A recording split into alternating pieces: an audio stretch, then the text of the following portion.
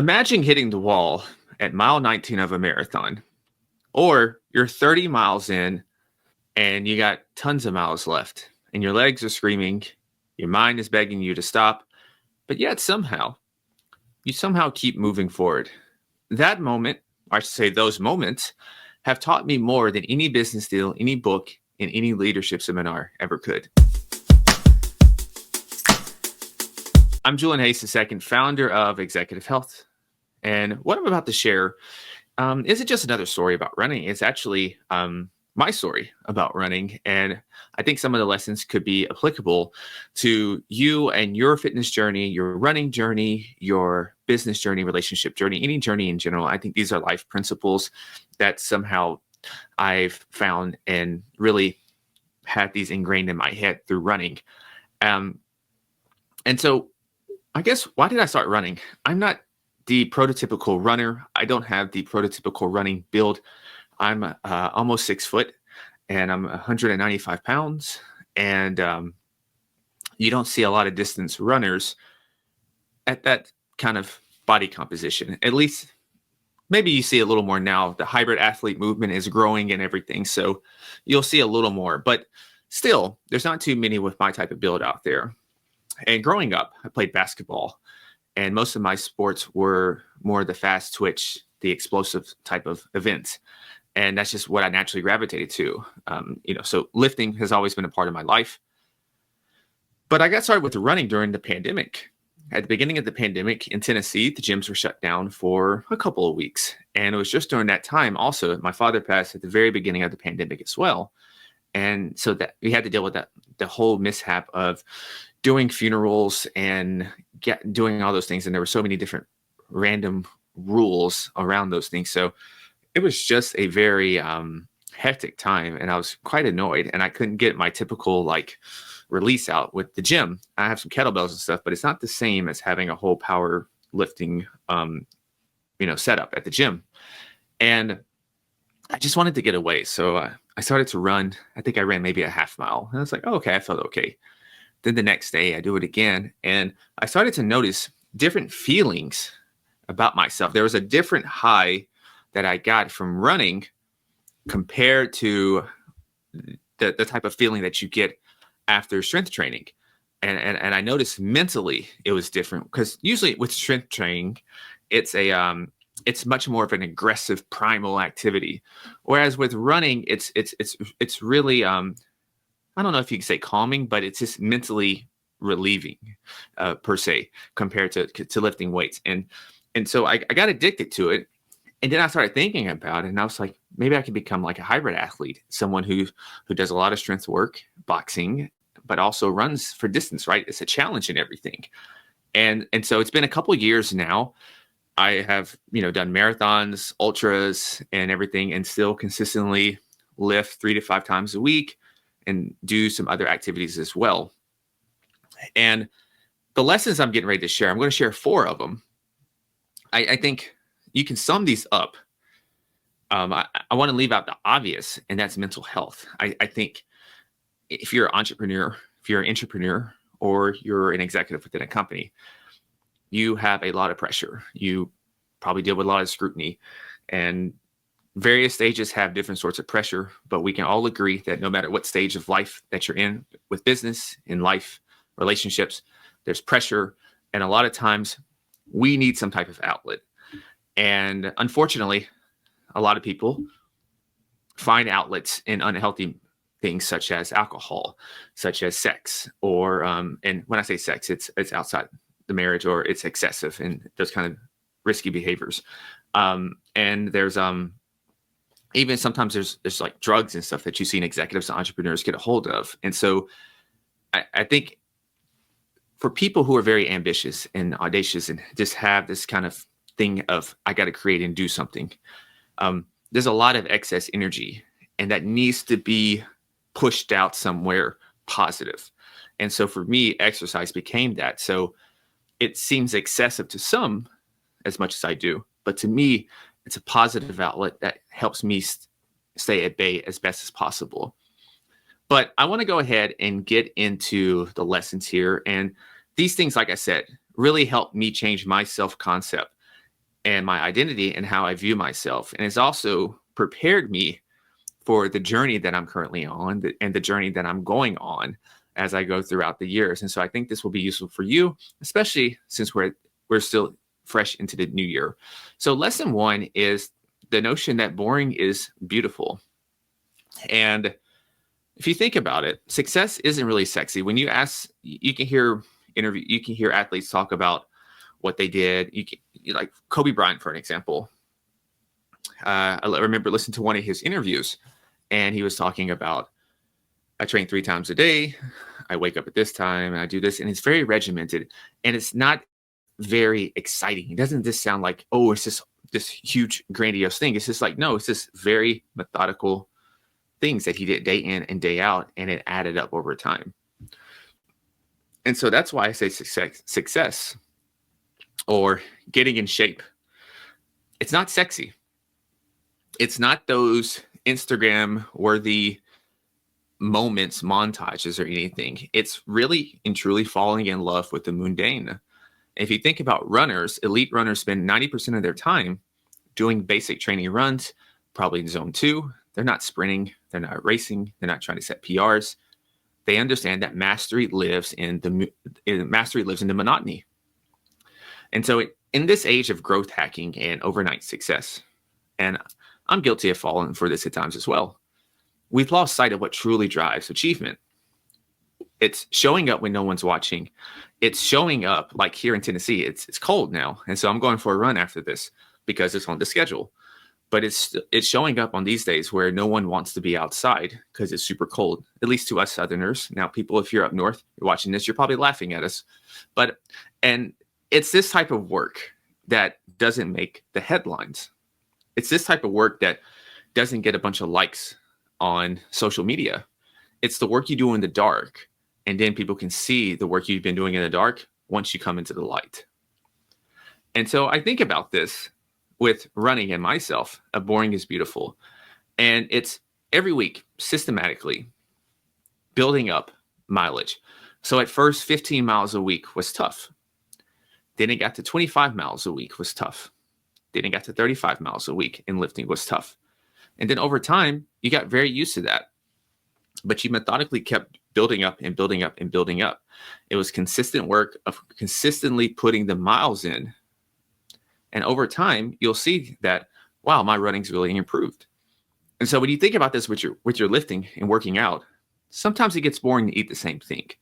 Sometimes it gets boring to stick with a regimented training routine. But it's with that structure and that regimen, that's where progress and that's where results are actually going to happen. So embrace the monotony. Boring is beautiful. And so lesson 2 is pain is your partner. It's not your enemy. And I believe, I don't know if someone said this, but the relationship that you have with discomfort determines the ceiling of your success. It's something that's stuck with me, and it's something that I actually thought about this morning, because a lot of times the discomfort that we have, we usually want to shy away and find a way to relieve that discomfort. But every runner, every cyclist knows that the moment when their lungs start to burn a little bit, their legs start to feel like concrete. This is the thing that most people miss, probably. And this discomfort right there, and discomfort in general, it's not a warning sign. It's actually a gateway to the transformation. It's actually a bridge to growing. It's a bridge to the next stage. So for me now, I've actually learned that when that pain actually comes, I start to smile a little bit. I start to smile. And if I'm, depending on where I'm at, I might even yell out something and just be like, I'm not going to yell it here, but that's a different person. But I love that pain now. Part of the joy now with running and running for distance now, it's that pain.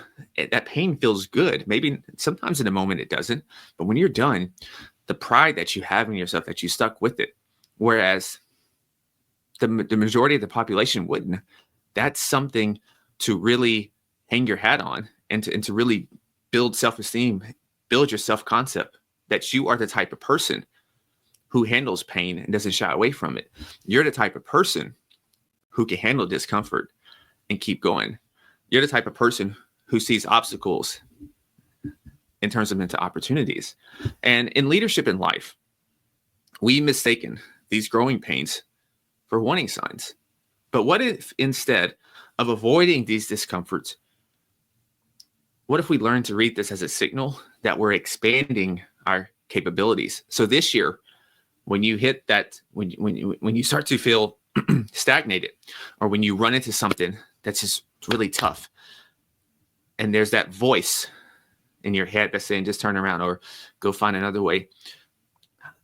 Let's propose the alternative. Let's actually run through that wall this time. Let's actually run through that obstacle.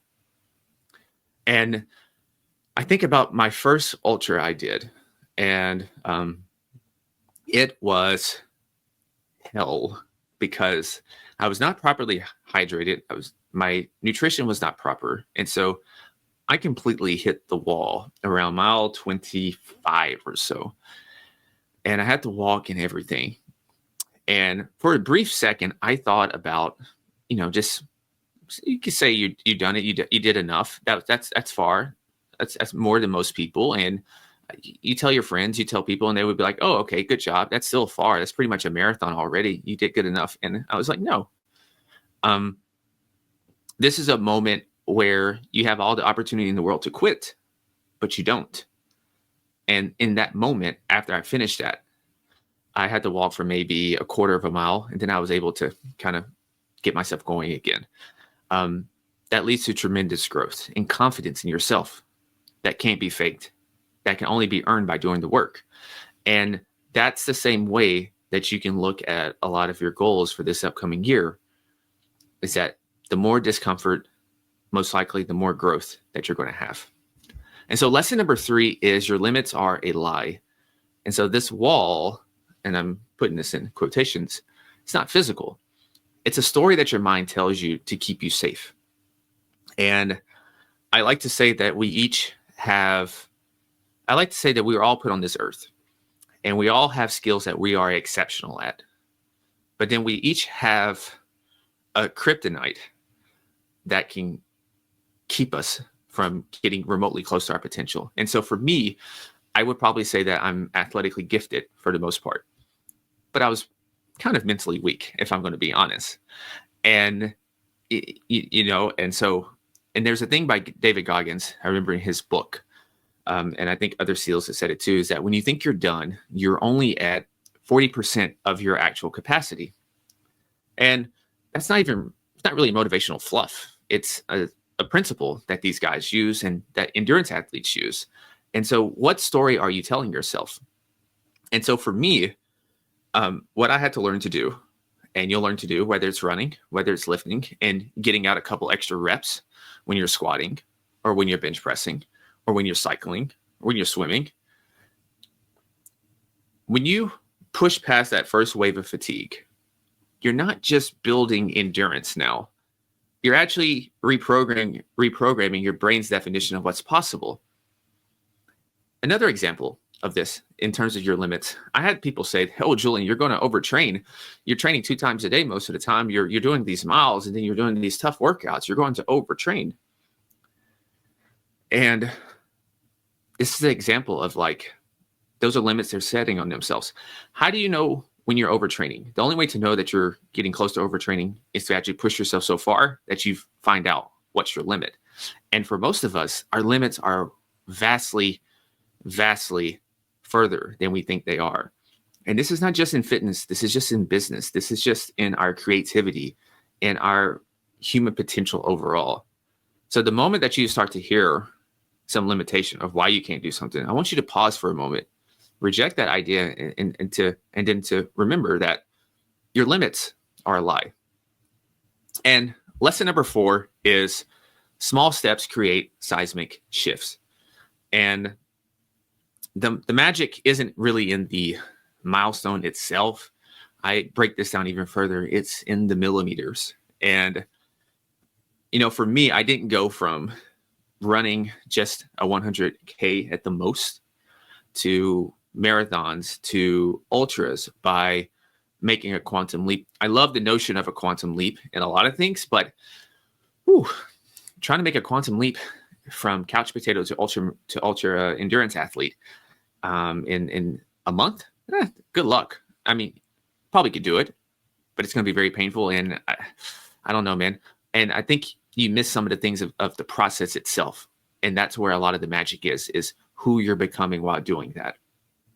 And so when we talk about small steps here, and these add up to huge things, these add up to, man, what have you been doing? It's 10 seconds here. It's 3 reps this workout.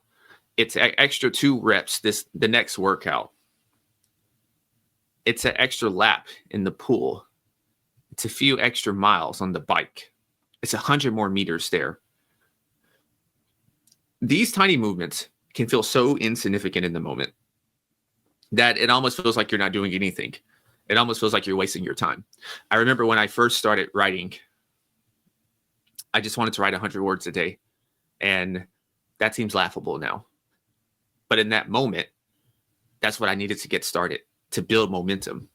Because a lot of this, whether it's with your health, with your sport, with your relationships, in business, at the very beginning, it's just about momentum. We need momentum at all costs.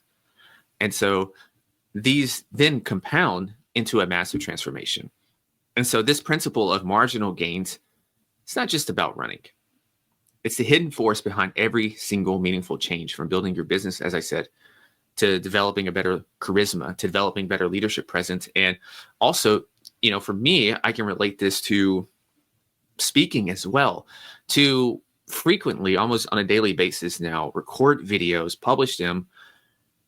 And like this video here, I'm kind of just speaking off the top of my head. And then toward the end of last year, I got to do a public event and talk and everything. And it's live and people are looking at you. And if I would have told myself that a couple of years ago, and especially a decade ago with friends who knew me, I was a mute. And this was not something that I would remotely be comfortable with. But over time, what happened was I started to maybe talk for 30 seconds, commit to talking, making a 30-second video, and keep going from there. And then that added up, and that added up. And so it's the same thing now. We're fresh into the new year. A lot of people are super ambitious. Some people want to lose 60, 70 pounds. That's awesome. But to say I want to lose 70 pounds, that's a hell of a task. Definitely doable in 12 months. Definitely doable. Psychologically, I'm not sure I want to think about losing 70 pounds every day. Maybe psychologically, I want to look at this as the first quarter. What do I want to do in the first quarter? And then break that down. What do I want to do in January? And then break that down even further.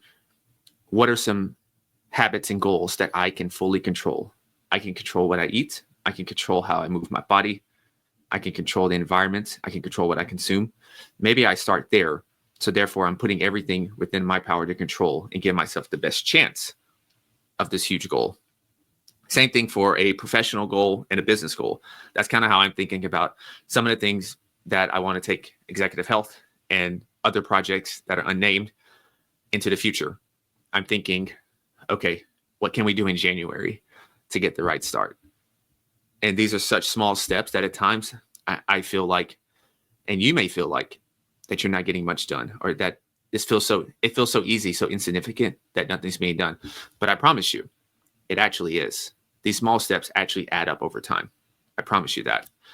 And so running didn't just change my body,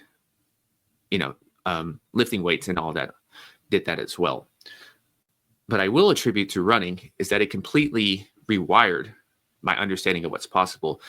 It significantly increased my resilience, my ability to endure, to keep going, even if I get knocked down, even if I have a terrible day. It made me tougher mentally, and that's what I needed. So I'm not telling you to become an ultra athlete, hybrid athlete. I'm not telling you to do none of that. I am telling you, though, to find something physically challenging this year that will do this. Something physically challenging is what I think we all need. So I will leave that challenge. Find something physically challenging and really go into that. So whether you're leading a company, you're building a career, you're pursuing any ambitious goal, I want you to remember, embrace the boring, befriend the pain, push past the lies that your mind is telling you, and trust in the power of small steps. And so I'm curious, what daily habit right now is silently reshaping your identity? And also, if you will, let me know what activity, what physically enduring activity that you are going to do this year. And I'll leave you with this. The real finish line isn't about the distance covered. It's about the medals, or it's not about the medals earned. It's about becoming someone who knows deep in their bones, deep in their soul, that they're capable of so much more than they once believed. So keep pushing, keep fighting, and keep persisting.